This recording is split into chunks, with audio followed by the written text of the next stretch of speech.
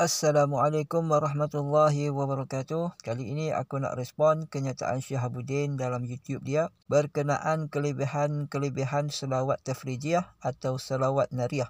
Di dalam video tersebut, dia mereact video Ustaz Bazli yang menyatakan kelebihan selawat tafrijiyah. Baik, selawat tafrijiyah ni disyirikkan oleh puak-puak Wahabi. Oleh kerana mereka tidak ada kemahiran dalam tata bahasa Arab, maka mereka gagal faham erti selawat tersebut.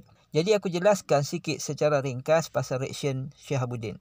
Pada awal reaction dia, Syihabuddin menyatakan bahawa tidak boleh mengatakan kelebihan amalan tertentu, yakni sama ada kelebihan jenis ukhrawi atau duniawi, melainkan ianya sabit dari Quran dan hadis. Tapi dia tidak sertakan dalil sama ada dari kalam ulama ataupun hadis yang menyokong pandangan dia. Dia ada sebut ayat Al-Quran, tapi kita akan bahas sat lagi. Di tengah-tengah reaction dia melencong sikit lebih kepada menceritakan tentang amalan sunnah dan bid'ah. Dan last sekali dia promote buku dia.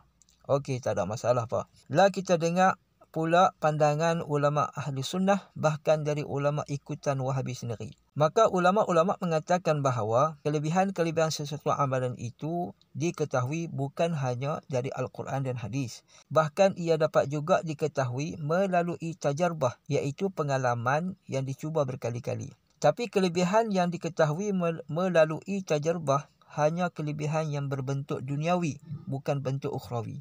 Dan tajarbah tidaklah bid'ah dan tidak dilarang kerana ianya telah menjadi amalan ulama-ulama muktabar yang dahulu. Wahabi akan kata itu amalan ulama. Ulama tak maksum. Iyalah, nak buat macam mana? Kami ikut ulama sebab kami tak dapat jumpa Nabi bersemuka. Hampa tak apalah. Hampa duk jumpa Nabi hari-hari kan. Lagipun ulama hampa maksum belaka. Ulama-ulama dulu mana faham hadis macam Tok Guru hampa faham. Melalut pula aku. Okey, kita tengok kebiasaan ulama-ulama dahulu. Imam Al-Qurtubi dalam menafsirkan ayat 195 surah Ali Imran, beliau mendatangkan kata Imam Ja'far As-Sadiq bahawa siapa yang berdoa dan dalam doanya menyebut 5 kali Rabbana sebagaimana disebutkan dalam ayat 191 hingga 194 surah Ali Imran, maka Allah akan selamatkan pembacanya daripada apa yang dia takuti dan memberikan apa yang dikehendaki. Bacaan ini bukan datang dari Nabi dan kelebihannya bukanlah berbentuk ukhrawi. Ia adalah tajarrub atau pengalaman dari Imam Ja'far As-Sadiq dan bila kita mengamalkannya, kita namakan amalan tersebut sebagai mujarrabat. Yang kedua, kenyataan dari ulama ikutan puak Wahabi. Itu Ibnul Qayyim berkata, beliau telah mendengar Syekh Ibn Taymiyah berkata, barang siapa yang membaca Ya Hayyu Ya Qayyum La ilaha illa anta pada setiap hari di antara solat sunat subuh dan solat subuh sebanyak 40 kali, maka Allah akan menghidupkan hatinya. Hampa boleh tengok dalam kitab Madarijus Salikin, juzuk 4, muka surat 136. So nak tanya Syihabuddin, adakah Imam Ja'far As-Sadiq, Imam Qurtubi, Imam Ibn Qayyim dan Imam Ibn Taymiyah melampau-lampau dalam agama?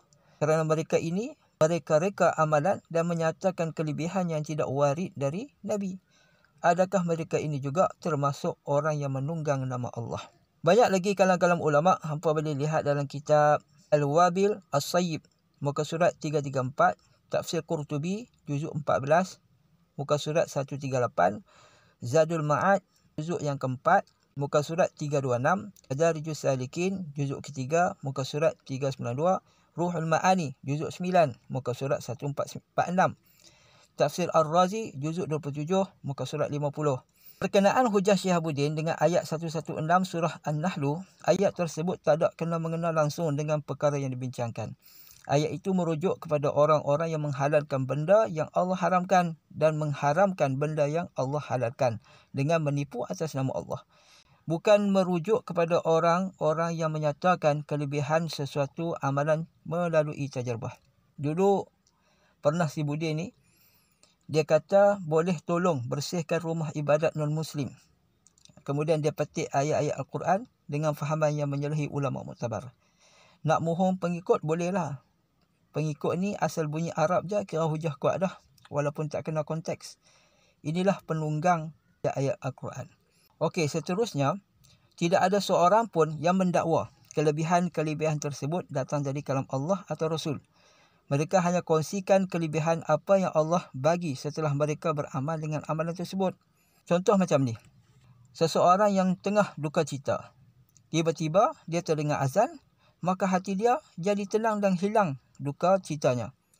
Itu pengalaman dia. Kemudian dia kongsikan pengalaman tu pada orang lain. Dia kata apa? Kalau hang sedih ke, apakah, hang dengar azan, insya-Allah hati jadi tenang. Yang bagi hati tenang tu siapa? Confirmlah Allah. Bukan dia dakwa, Allah yang suruh dengar azan kalau hati sedih. Faham tak? Jadi tuduhan Syihabuddin kepada Ustaz Bazli menunggang nama Allah sangat jahat. Berbalik kepada kelebihan selawat tafrijiyah, kelebihan-kelebihan tersebut adalah berbentuk duniawi.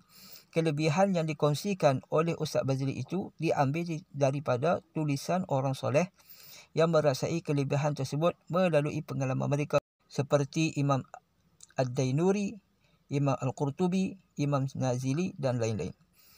Jadi kesimpulannya, tiada isu menunggang nama Allah dalam menyatakan kelebihan-kelebihan selawat tafrijiyah. Kerana tiada siapa pun mendakwa kelebihan tersebut datangnya dari firman Allah atau sabdaan Nabi. Nama Allah disebut hanya kerana kelebihan-kelebihan tersebut Allah lah yang menjadikannya. Aku akhiri video ini dengan serangkap pantun.